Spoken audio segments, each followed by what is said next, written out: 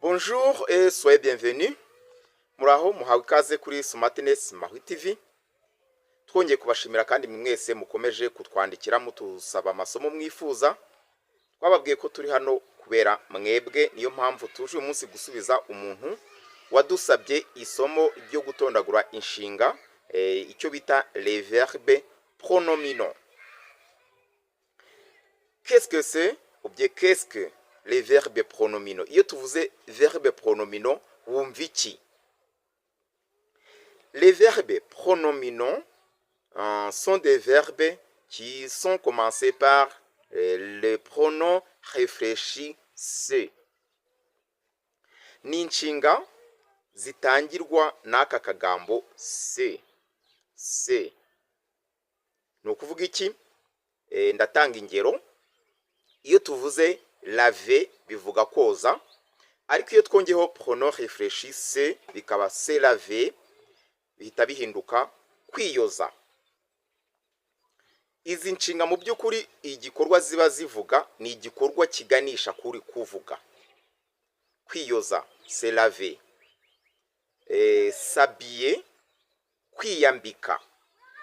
Ubundi sari umuntu wambikwa n'undi. S'habiller ni ukwambara nyine, ariko ni wowe mu by'ukuri ubyikoreraho, nta muntu kwambika. Izi nshinga rero iyo tugiye kuzitondagura, ariko reka mbanze mbibutsa akantu gato. Note zose ziri somo murazisanga muri description. Nkuko mwabidusabye rwose turimo kubyubahiriza. Urajya muri description wandukure note wifuzamo, incamake ya note uzandukure, ubundi ukurikire video isomo ryinjire neza. Puis wowe wifuza andi masomo twarashyizeho, wandika muri search cyangwa se hano muri YouTube, hano bashakira amasomo, bashakira icyo urimo gushaka kuri YouTube.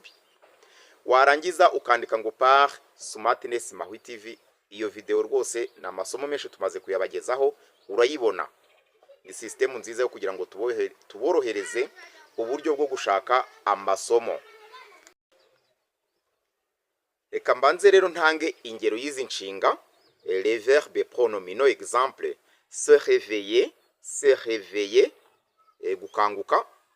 Se coucher, kuryama. Se lever, kubyuka cyangwa se guhaguruka, se lever. Se promener, gutembera. Se reposer, kuruhuka. Se brosser, kwiyoza amenyo. Se brosser. Se peigner, kwisokoza. Se dépêcher, kwihuta. Hari n'izindi nyinshi muzagenda mubona. Tuzitondagura dute rero? Izi nshinga tugiye kuzitondagura nk'izi zo mu cyiciro cya mbere by'umwihariko, imisozo yazo ntabwo ihinduka uko twazitondaguraga. Ikiri buhinduke hari bwiyongeremo pronom réfléchi. Tugire tuti kuri je turongeramo me, kuri tu turongeramo te, kuri il twongeremo se, kuri nous twongeremo nous, kuri vous twongeremo vous, kuri iri iyo muri pluriel twongeremo se. Mais utu tugambo udufate mu mutwe: me, te, se, nous, vous, se. Turatwongera hehe rero? Hari pronom sujet: je, tu, il, elle, nous, vous, il, elle. Hakaba na pronom réfléchi arizo maze kubabwira: me, te. Par exemple, pour les verbes se reposer, nzabagira nti je me repose. Je me, iyo kokame kakazamo hagati, ni ngewe ukora icyo gikorwa. Je me repose. Tu te reposes. Il se repose. Nous nous reposons. Vous vous reposez. Il se repose. Murabona ko terminaison zitahindutse. Murebe note muri description. Terminaison ntabwo zahindutse. Usigize izi pronom réfléchi ziyongeramo. Reka ndebe un exemple. Un autre exemple: se coucher. Je me couche. Tu te couches. Il se couche. Nous nous couchons. Vous vous couchez. Il se couche. Je me couche. Ndaryama. Tu te couches. Uraryama. Il se couche. Araryama. elle se couche, araryama w'umukobwa. Nous nous couchons, turaryama. Vous vous couchez, muraryama. Il se couche, bararyama. Urabona hari ibikomeye birimo. C'est très simple, biroroshye rwose, ntabwo bikomeye. Et notre exemple, s'habiller. S'habiller ku nshinga zitangirwa na voyelle cyangwa se zitangirwa na h miwe, turahakata hano kuri, turagira tuti je m'habille. M tuyikate kubera ko iyi h ni miwe, turabaririya a ikurikiraho. Je m'habille. Tu t'habilles, naho tuhakate. Tu t'habilles. Il s'habille, naho tuhakate. Nous nous habillons, ntabwo tuhakata. Vous vous habillez. Il s'habille. Ndambara, urambara, arambara, barambara, no, turambara, murambara, barambara. C'est très simple. Iyo tugiye muri forme négative rero tubikora dute? Nta birenze, ni je ne me lave pas par exemple. Je ne irabanziriza imbere ya pronom réfléchi. Je ne me lave pas. Tu ne te laves pas. Nuvuga ngo ntiwiyuhagira, siniyuhagira, ntiwiyuhagira. Il ne se lave pas, ntiyiyuhagira. Nous ne nous lavons pas, ntitwiyuhagira. Vous ne vous lavez pas, ntimwiyuhagira. Il ne se lave pas, ntabwo biyuhagira. Je ne me lave pas. Tu ne te laves pas. Il ne se lave pas. Nous ne nous lavons pas. Vous ne vous lavez pas. Il ne se lave pas. Et notre verbe par exemple, c'est brosser. Kwiyoza amenyo nkuko nabivuze. Je ne me brosse pas. Tu ne te brosses pas. Il ne se brosse pas. Nous ne nous brossons pas. Vous ne vous brossez pas. Il ne se brosse pas. Nta rindi banga, urakora imyitozo myinshi ugenda usubiramo muri affirmative, negative, biragera aho bize. Nta rindi banga, ni umwitozo ku wundi, umwitozo ku wundi, gutyo gutyo tugakomeza. Et notre exemple, se peigner. Se peigner, ni kwisokoza. À la forme affirmative, je me peigne, ndisokoza. Tu te peignes, urisokoza. Il se peigne, arisokoza. Nous nous peignons, turisokoza. Vous vous peignez, murisokoza. Il se peigne, barisokoza. À la forme négative, je ne me peigne pas. Oui, sinisokoza. Tu ne te peignes pas. Ntiwisokoza. Il ne se peigne pas. Ntiyisokoza. Nous ne nous peignons pas. Ntitwisokoza. Vous ne vous peignez pas. Ntimwisokoza. Il ne se peigne pas. Ntibisokoza. Biroroshye, biroroshye. Je peux donner un autre exemple. Se dépêcher, kwihuta. Je me pêche. Non, je me dépêche. Je me dépêche. Tu te dépêches. Il se dépêche. Nous nous dépêchons. Vous vous dépêchez. Il se dépêche. À la forme négative, je ne me dépêche pas. Tu ne te dépêches pas. Il ne se dépêche pas. Nous ne nous dépêchons pas. Vous ne vous dépêchez pas. Il ne se dépêche pas. C'est très simple.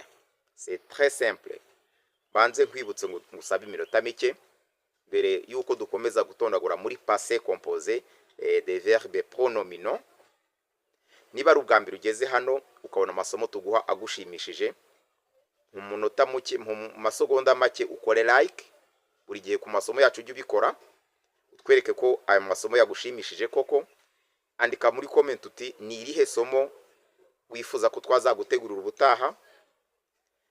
Kanda subscribe mu gihe ari ubwa mbere ugeze kuri uyu murongo wacu.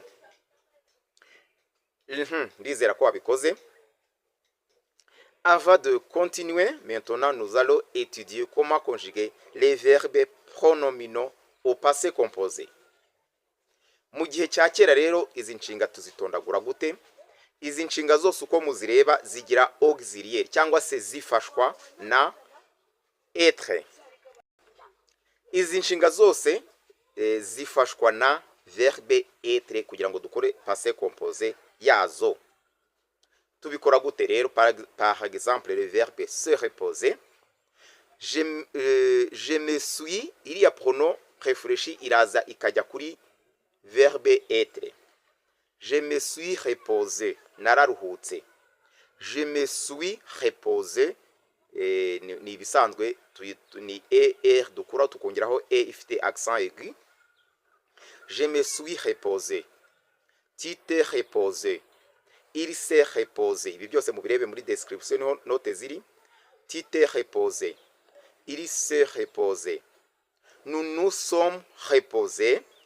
Vous vous êtes reposés. Ils se sont reposés. Ya pronom réfléchi iza muri verbe être. None tukagera twongeraho participe passé reposé. Se promener au passé composé. Je me suis promené. Tu te promenais. Il s'est promené. Nous nous sommes promenés. Vous vous êtes promenés. Ils se sont promenés. C'est très simple.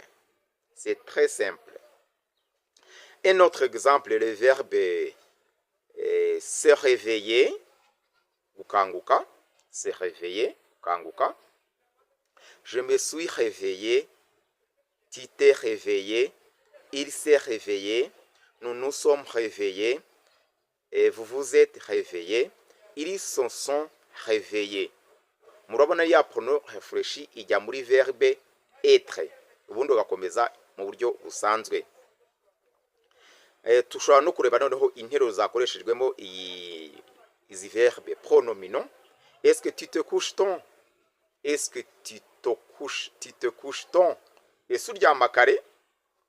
Est-ce que tu te couches ton? Oui, je me couche ton. Yego, ndyama kare. Oui, je me couche ton. À quelle heure te réveilles-tu? À quelle heure te réveilles-tu? À quelle heure te réveilles-tu? Ni iyihe saha ubyukira? À quelle heure te réveilles-tu? Je me réveille à 6 heures.